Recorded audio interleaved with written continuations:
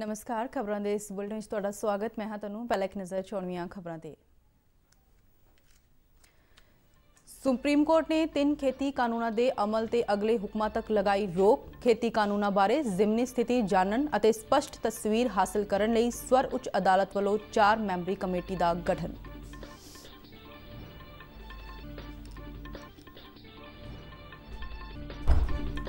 प्रधानमंत्री नरेंद्र मोदी ने कहा है कि नवी कौमी सिक्ख्या नीति का मुख्य उद्देश्य व्यक्ति के बेहतर निर्माण राही बेहतर राष्ट्र का निर्माण करना है।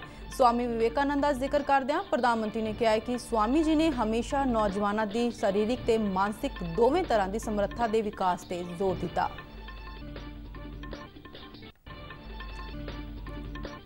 विदेश मंत्री डॉक्टर एस जयशंकर ने कहा है कि अतवाद में चंगे या माड़े का फर्क नहीं बल्कि ये समूची मानवता लिए खतरा है। डॉक्टर जयशंकर ने संयुक्त राष्ट्र की सुरक्षा परिषद के वर्चुअल प्रोग्राम दौरान अतवाद खिलाफ 8 बिंदुओं का एक्शन प्लान प्रस्तावित किया।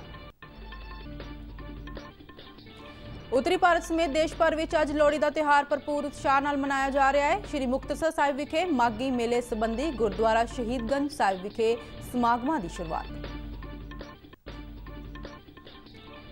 देश के कई सूबों में आगामी विधान सभा चोणों के मद्देनजर चोण कमीशन और गृह सकत्तर विचाले मीटिंग।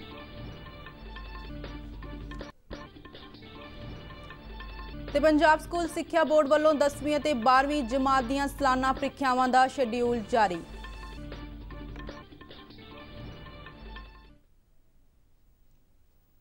ते हुण खबरां विस्तार नाल। सुप्रीम कोर्ट ने केंद्र वालों लिआंदे गए 3 खेती कानूनों के अमल ते अगले हुक्मां तक रोक लगा दी है अते जिमनी स्थिति जानन अते कानूनों बारे स्पष्ट तस्वीर हासिल करने लई एक 4 मैंबरी कमेटी का गठन किया है। Chief justice S.A. बोबड़े की अगवाई वाले 3 मैंबरी बेंच ने किसान अंदोलन का कारण बने 3 खेती कानूनों की संविधानिक वैधता नूं चुनौती देने वालियां पटीशनां की सुनवाई करदिआं खेती कानूनों नूं लागू करन ते रोक अते कमेटी के गठन बारे हुक्म जारी किए। पर किसान जथेबंदियां का कहना है कि जब तक ये कानून रद्द नहीं किए जाते वो अपना अंदोलन जारी रखेंगे। खेती कानूनों पर रोक लगाने बारे बीते दिनी ही सुप्रीम कोर्ट वालों संकेत दे दिए गए सन। खेती कानूनों को चुनौती देने वाले एडवोकेट M.L. शर्मा ने अदालत को दस्सिया है कि किसान कमेटी अगे पेश होने ते राजी नहीं हैं। इसते चीफ जस्टिस ने कहा है कि अदालत किसानों के अंदोलन कारण नागरिकों के जान माल की रक्षा बारे चिंतित ने। उन्होंने कहा है कि असी अपनी ताकतों के अनुसार ही समस्या का हल लभन की कोशिश कर रहे हैं। उन्होंने कहा है कि अदालत ये दलील सुनना नहीं चाहती कि किसान कमेटी अगे पेश नहीं होंगे। अदालत वालों खेती कानूनों बारे सही तस्वीर हासिल करने लई ही कमेटी का गठन किया जा रहा है। खेती कानूनों संबंधी सुप्रीम कोर्ट वालों दिए गए फैसले की समीक्षा लिए पंजाब मंत्री मंडल की मीटिंग भलके सद्दी गई है। मुख्य मंत्री कैप्टन अमरिंदर सिंह स्वर उच्च अदालत के अंतरिम हुक्मां ते मंत्रिमंडल की मीटिंग में विचार चर्चा करेंगे। गृह विभाग वालों जारी नोटिफिकेशन मुताबिक यह मीटिंग भलके बाद दोपहर 4 बजे होगी। मुख्यमंत्री के मीडिया सलाहकार रवीन ठुकराल ने दस्सिया है कि पंजाब के एडवोकेट जनरल अतुल नंदा नूं तुरंत सुप्रीम कोर्ट के हुक्मां की कॉपी हासिल करने की हदायत की गई है अते नाल ही हुक्म कानूनी पक्ष तो समूचे फैसले की परचोल करने लई किया गया है। बल्कि होने वाली इस मीटिंग में अदालत के इस फैसले के प्रभावों और कानूनी पहलुओं पर चर्चा की जाएगी।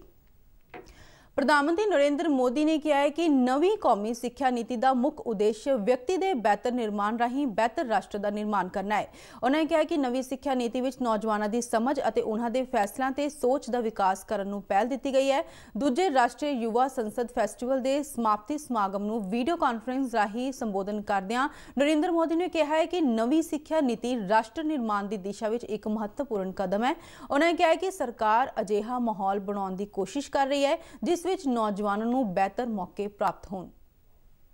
विशेष इसलिए भी हो गया है कि इस बार युवा संसद देश की संसद के सेंट्रल हॉल में हो रही है। ये सेंट्रल हॉल हमारे संविधान के निर्माण का गवाह है। देश के अनेक महान व्यक्तियों ने यहां आजाद भारत के लिए फैसले लिए, भारत के भविष्य के लिए चिंतन किया। स्वामी विवेकानंद का जिक्र करदਿਆਂ प्रधानमंत्री ने कहा कि स्वामी जी ने हमेशा नौजवानों की शारीरिक ते मानसिक दोवें तरह की समर्था के विकास से जोर दिता है। उन्होंने कहा कि स्वामी विवेकानंद के उपदेशों तो प्रेरित होकर सरकार भारतीय नौजवानों की मानसिक ते शारीरिक समर्था के विकास से विशेष तौर पर ध्यान दे रही है। स्वामी विवेकानंद के एक कथन का जिक्र करदਿਆਂ प्रधानमंत्री ने कहा है कि निडर, साफ दिल, दलेरी और नवीं उम्मीदों नाल भरे नौजवान ही वो बुनियाद ने जिस उत्ते महान राष्ट्र के भविख का निर्माण होंदा है। उन्होंने कहा है कि स्वामी जी नौजवानों और उन्होंने शक्ति ते पूरा भरोसा करते सन। प्रधानमंत्री ने कहा है कि देश नूं आज़ाद होया इतने सालों बाद भी अज असीं समाज विच स्वामी जी का प्रभाव स्पष्ट वेख सकते हैं। विदेश मंत्री डॉक्टर एस जयशंकर ने कहा है कि कोविड-19 महामारी के मौजूदा दौर विच विश्व लई अतवाद दीआं चुनौतियां वधियां ने। संयुक्त राष्ट्र के सुरक्षा परिषद वालों शांति और सुरक्षा नूं खतरों के विषय ते वर्चुअल माध्यम राही करवाए गए प्रोग्राम नूं संबोधन करदਿਆਂ विदेश मंत्री ने कहा है कि महामारी कारण आर्थिक तौर पर अस्थिरता नाल अतवाद विचारधारावां नूं उभरन का मौका मिला है। डॉक्टर जयशंकर ने अतवाद के टाकरे लई 8 बिंदुओं का एक एक्शन प्लान भी प्रस्तावित किया। उन्होंने कहा है कि परिषद नूं अतवाद खिलाफ लड़ाई विच किसी के दोहरे म्यारां नूं नहीं विचारना चाहिए। विदेश मंत्री ने कहा है कि अतवाद समूची मानवता लई खतरा है, इस विच कोई चंगा जां माड़ा अतवादी नहीं हुंदा। उन्होंने कहा कि जो इस विचारधारा नूं पेश कर रहे हैं वो अतवादियों नूं चंगा ठहराउण दी कोशिश विच जुटे हुए हैं, पर इस दे नाल ही वो इस विच बराबर दे दोषी ने। विदेश मंत्री डॉक्टर जयशंकर ने अतवाद खिलाफ लड़ाई विच परिषद के सारे मैंबरां नूं एकजुट होने का सद्दा दिता। विदेश मंत्री ने कहा कि भारत ने लंबे समय तो अतवाद का संताप हटाया है। उन्होंने कहा कि 1993 के मुंबई बंब धमाकिਆਂ के दोषियों नूं कईयां वल्लों केवल सरकारी सुरक्षा ही नहीं दी गई, बल्कि वो 5 सितारा पहुंचारी दियां सहूलतां मान रहे हैं। उन्हें मौजूदा समय में अतवादी जथेबंदियों वालों आधुनिक तकनोलॉजी सने वर्चुअल करंसी जिहे अपनाए जा रहे साधनों बारे भी परिषद नूं जानू करवाया। विदेश मंत्री ने सोशल मीडिया नेटवर्कों राही नौजवानों नूं उकसाउण दा मुद्दा भी मीटिंग विच उठाया। Battling terrorism for many decades with great resolve. These proposals have been framed with the interests of the entire international community in mind. It is time that all nations walk the talk against terrorism and commit themselves to the goal of zero tolerance. कोविड-19 विरुद्ध लड़ाई अपने फैसलाकुन दौर ते विच पहुंच चुकी है। भारत विच पुणे के serum institute of India वालों तैयार किया गया कोरोना टीका कोविशील्ड की चिरां तो उड़ीकी जा रही वंड कल तो शुरू हो गई। सीरम इंस्टीट्यूट ऑफ तो कल सवेरे कोरोना वैक्सीन वाले 6 कोल्ड स्टोरेज कंटेनरां नूं पूना एयरपोर्ट लई सख्त सुरक्षा प्रबंधां हेठ रवाना किया गया। एक खेप रवाना करन तो पहला इस संस्था के अधिकारियों और स्टाफ मैंबरां ने मठियाइयां वंडियां और खुशी जाहिर की। कल देश के ਵੱਖ-ਵੱਖ 13 शहरों लई हवाई जहाज़ां राही कोरोना वैक्सीन की खेप रवाना कर दी गई, जिन्हां विच दिल्ली, चंडीगढ़, औरंगाबाद, चेन्नई, बंगलुरु, करनाल, कोलकाता, विजयवाड़ा, हैदराबाद, गुवाहाटी, लखनऊ और भुवनेश्वर शामिल सन। उधर दिल्ली विच भी कल दोपहर कोरोना वैक्सीन की खेप पहुंच गई। देश भर में 16 जनवरी तो कोरोना टीकाकरण शुरू होना है। चंडीगढ़ में कोरोना वैक्सीन की खेप दोपहर पहुंची, जिसनूं पंजाब और चंडीगढ़ के सेहत विभाग दी टीमां वालों प्राप्त किया गया। एक खास वैन राही कोरोना वैक्सीन की एक खेप चंडीगढ़ के 16 सैक्टर स्थित सरकारी मल्टी स्पैशलिस्ट हस्पताल में स्थापित किए गए स्टोरेज में ले जाया गया। चंडीगढ़ तो दूरदर्शन संवाददाता आकांक्षा सक्सेना ने दस्सिया है कि चंडीगढ़ नूं पहले चरण तहत 12,000 वैक्सीन प्राप्त हुए हैं। 16 सैक्टर के मैडिकल सुपरिटेंडेंट डॉक्टर नागपाल ने दस्सिया है कि वैक्सीन रखने के विशेष प्रबंध किए गए हैं। उन्होंने दस्सिया कि 100 हैल्थ केयर वर्करां नूं चंडीगढ़ के ਵੱਖ-ਵੱਖ हस्पतालों में बनाए गए 8 केंद्रों ते टीके लगाए जाएंगे। 12,000 डोजेज आज हमारे पास आ गई हैं वैक्सीन के लिए और हमें पूरी आशा है कि 16 तारीख को सुबह 9 बजे पहले व्यक्ति को, स्वास्थ्य कर्मी को ये वैक्सीन दे दी जाएगी, लगा दिया जाएगा। देखिए, सबसे पहले प्रथम चरण पर तो वैक्सीनेशन जो शुरू होगी ये हमारे हेल्थ वर्कर्स के लिए शुरू हो रही है और हेल्थ वर्कर जो चंडीगढ़ के अंदर हमारे जो ऐसे यूटी के अंदर हैं वो करीब 8500 हेल्थ वर्कर हैं। पहले चरण में उनको वैक्सीनेशन दी जाएगी। उसके पास 50 जैसे जैसे वैक्सीन आगे आती जाएगी हम अपने बाकी कर्मचारियों को जो हेल्थ केयर उत्तरी भारत समेत देश भर में लोहड़ी का त्यौहार अज भरपूर उत्साह नाल मनाया जा रहा है। पंजाब में अज के दिन विशेष तौर पर धीआं की लोहड़ी मनाई जाती है। इस त्यौहार मौके लोग घरों में भुग्गा बाल के मूंगफली रियोड़ियां और मठियाइयां वंडते हैं। भुग्गे में तिल सुट के ईश्वर आउण और दलिद्दर जाण की कामना की जाती है। इस दौरान श्री मुक्तसर साहिब विखे माघी मेले संबंधी गुरुद्वारा शहीदगंज साहिब विखे धार्मिक समागम शुरू हो गए हैं। 40 मुक्तियों की याद में 15 जनवरी को गुरुद्वारा टुट्टी गंढी साहिब तो नगर कीर्तन सजाया जाएगा। बीते दिन गुरुद्वारा शहीदगंज साहिब आरंभ किए गए अखंड पाठ साहिब के भलके भोग पाए जाएंगे, जिस उपरंत कीर्तन दरबार सजाया जाएगा। इस दौरान भाई महा सिंह दीवान हॉल विखे धार्मिक दीवान सजाए जाएंगे और गुरुद्वारा तंबू साहिब विखे गुरमत समागम होंगे। निहंग सिंह दलों वालों भलके महला कढ़िया जाएगा। केंद्रीय सेहत मंत्री डॉक्टर हर्षवर्धन ने कल नवी दिल्ली में स्वच्छता लई राष्ट्रीय कायाकल्प पुरस्कार प्रदान किए। आम जीवन में स्वच्छता और साफ सफाई की महत्ता को उजागर करने लई कायाकल्प पुरस्कारों की शुरुआत 15 मई 2015 को एक राष्ट्रीय पहलकदमी वजों की गई सी। इस बार के कायाकल्प पुरस्कारों में 716 जिला हस्पतालों और केंद्र सरकार दी सेहत संस्थाओं वालों भाग लिया गया। इस मौके समागम को संबोधन करदਿਆਂ डॉक्टर हर्षवर्धन ने कहा है कि कायाकल्प स्कीम राही न सिर्फ जनतक सेहत सहूलतां बेहतर होणगियां बल्कि इसका प्रभाव वड्डी गिनती में लोगों उत्ते पएगा।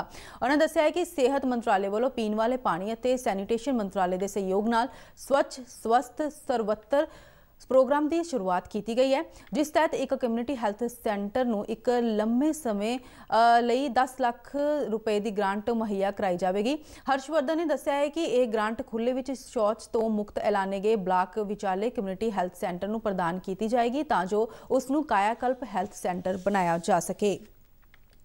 देश के कई सूबों में आगामी विधानसभा चोणों के मद्देनज़र भारतीय चोण कमीशन वालों कल नवी दिल्ली के निर्वाचन सदन विखे केंद्रीय गृह सकत्तर नाल मीटिंग की गई। सरकारी सूत्रों के हवाले तो मिली जानकारी मुताबिक चोण कमीशन और गृह सकत्तर अजय भल्ला विचाले हुई मीटिंग दौरान विधानसभावां दीआं चोणां दौरान केंद्रीय हथियारबंद फोर्सां की उपलब्धता तो इलावा चोणां नाल जुड़े होरनां कई पहलुआं ते गलबात की गई। देश के जिन्हां सूबों में इस साल विधानसभा चोणां होण जा रहीआं ने उन्हां विच असम, केरल, तमिलनाडु, पश्चिमी बंगाल केंद्र शासित प्रदेश पुडुचेरी शामिल ने। पंजाब स्कूल सिक्ख्या बोर्ड ने 10वीं ते 12वीं जमात ਦੀਆਂ सालाना ਪ੍ਰੀਖਿਆਵਾਂ ਦਾ ਸ਼ੈਡਿਊਲ ਜਾਰੀ ਕਰ ਦਿੱਤਾ ਹੈ। बोर्ड ਵੱਲੋਂ ਸ਼ੈਡਿਊਲ ਮੁਤਾਬਕ 12वीं जमात ਦੀਆਂ ਪ੍ਰੀਖਿਆਵਾਂ 22 ਮਾਰਚ ਤੋਂ ਸ਼ੁਰੂ ਹੋਣਗੀਆਂ ਅਤੇ 27 ਅਪ੍ਰੈਲ ਤੱਕ ਕਰਵਾਈਆਂ ਜਾਣਗੀਆਂ। 10वीं जमात ਦੇ ਸਾਲਾਨਾ ਇਮਤਿਹਾਨ 9 ਅਪ੍ਰੈਲ ਤੋਂ 1 ਮਈ ਤੱਕ ਹੋਣਗੇ। बोर्ड ਵੱਲੋਂ ਜਾਰੀ ਬਿਆਨ ਮੁਤਾਬਕ ਇਹਨਾਂ ਪ੍ਰੀਖਿਆਵਾਂ ਵਿੱਚ ਤਕਰੀਬਨ 6.25 ਲੱਖ ਵਿਦਿਆਰਥੀ ਬੈਠਣਗੇ। ਉਨ੍ਹਾਂ ਨੇ ਕਿਹਾ ਕਿ ਕੋਰੋਨਾ ਮਹਾਮਾਰੀ ਅਤੇ ਹੋਰ ਸੰਭਾਵਿਤ ਚੁਣੌਤੀਆਂ ਨੂੰ ਧਿਆਨ ਵਿੱਚ ਰੱਖਦਿਆਂ बोर्ड ਵੱਲੋਂ ਸਾਰੇ ਪੁਖਤਾ ਬੰਦੋਬਸਤ ਕੀਤੇ ਜਾ ਰਹੇ ਨੇ।